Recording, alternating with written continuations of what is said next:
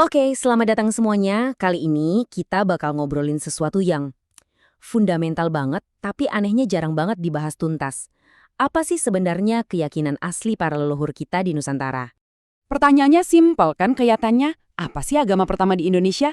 Tapi tunggu dulu, ternyata jawabannya itu jauh lebih kompleks dan seru dari yang kita bayangin. Gini deh, sejujurnya ya, menjawab pertanyaan itu tuh hampir mustahil. Nah, kenapa bisa gitu? Yuk kita bedah bareng-bareng misterinya. Oke, jadi kenapa sih misterius banget? Ada dua alasan utama. Pertama, nenek moyang kita di zaman prasejarah itu nggak ninggalin tulisan, nggak ada kitab, nggak ada teks. Bukti yang kita punya ya cuma sisa-sisa arkeologis, kayak kuburan batu raksasa atau tugu-tugu megalitikum itu. Terus yang kedua, dan ini penting banget, Nusantara kan luas banget ya.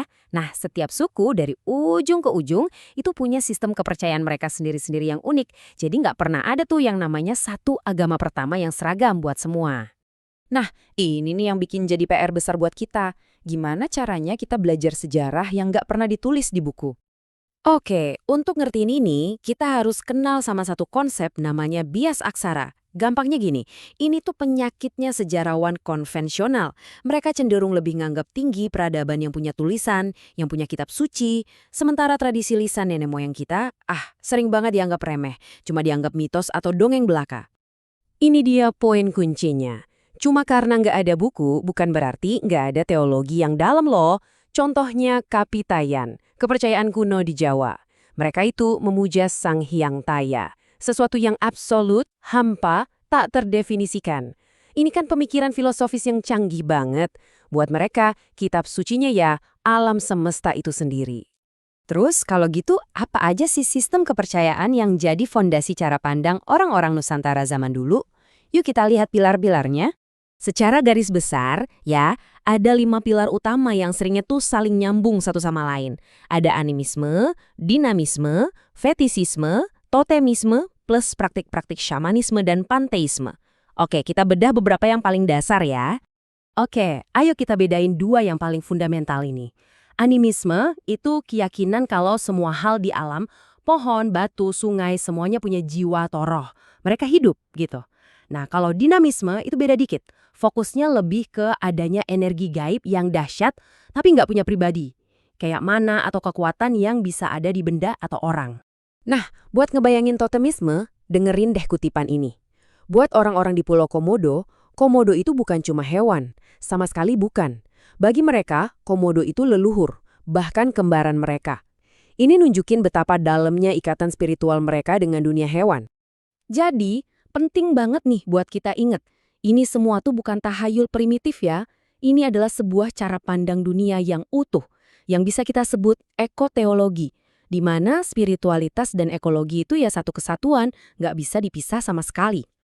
Terus, apa yang terjadi pas agama-agama besar dunia, Hindu, Buddha, Islam, Kristen, datang ke Nusantara? Apa keyakinan-keyakinan kuno ini langsung hilang gitu aja? Jawabannya, enggak dong. Leluhur kita itu cerdas banget. Mereka melakukan yang namanya sinkretisme. Dan ini bukan sekedar campur aduk pasif ya, tapi ini strategi bertahan hidup. Semacam perlawanan budaya yang elegan dan halus. Contoh paling gampangnya kita lihat di Jawa. Secara resmi, agamanya Islam itu ibarat bajunya. Tapi, ruh atau jiwanya, wah itu masih kental banget sama tradisi lokal. Coba deh pikirin. Para wali songo itu pakai wayang yang akarnya dari Hindu buat nyebarin nilai-nilai Islam. Orang-orang berdoa dengan cara Islam, tapi di sisi lain mereka juga masih ngadain selamatan buat arwah leluhur. Keren kan? Dan ini tuh terjadi di mana-mana di seluruh Nusantara. Lihat aja Hindu Bali, kan beda banget ya, karena nyerap kepercayaan roh alam dan leluhur lokal. Atau di Tanah Batak, banyak banget umat Kristen yang masih super patuh sama hukum adat mereka. Ada juga contoh yang agak ironis nih, kepercayaan keharingan di Kalimantan. Supaya diakui negara setelah tahun 65, mereka terpaksa numpang di bawah payung agama Hindu.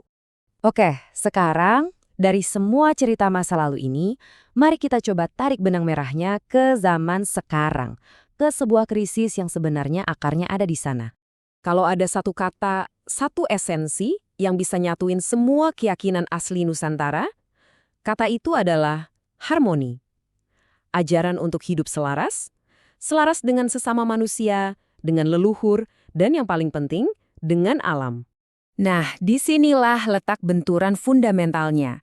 Cara pandang leluhur kita itu kosmosentris. Manusia itu cuma salah satu bagian dari alam, setara dengan yang lain. Sementara pandangan modern yang dominan sekarang itu antroposentris. Manusia adalah pusat segalanya, sang penguasa alam. Jadi, ritual-ritual kuno kayak minta izin ke penunggu pohon sebelum nebang, itu bukan omong kosong. Itu adalah sistem konservasi ekologi yang jenius dan efektif, yang dasarnya adalah rasa hormat dan keyakinan bahwa alam itu sakral. Hari ini, negara kita secara resmi cuma ngakuin 6 agama. Ironis banget ya, karena kalau kita lihat sejarahnya, ke-6-6-nya itu bisa dibilang agama impor. Dan inilah akibatnya. Ketika kesakralan alam itu luntur, ketika rasa hormat dan mungkin sedikit takut pada roh penunggu hutan itu hilang, ya hutan gak lagi dilihat sebagai rumah yang suci. Hutan cuma jadi sumber daya, aset yang siap dieksploitasi buat cari untung. Dan ini ninggalin kita dengan satu paradoks yang nyelekit banget. Kita ini dikenal sebagai bangsa yang super religius. Tapi di saat yang sama, kelakuan kita merusak alam itu sebenarnya adalah pengkhianatan terbesar pada nilai spiritualitas yang udah ribuan tahun ada di tanah ini.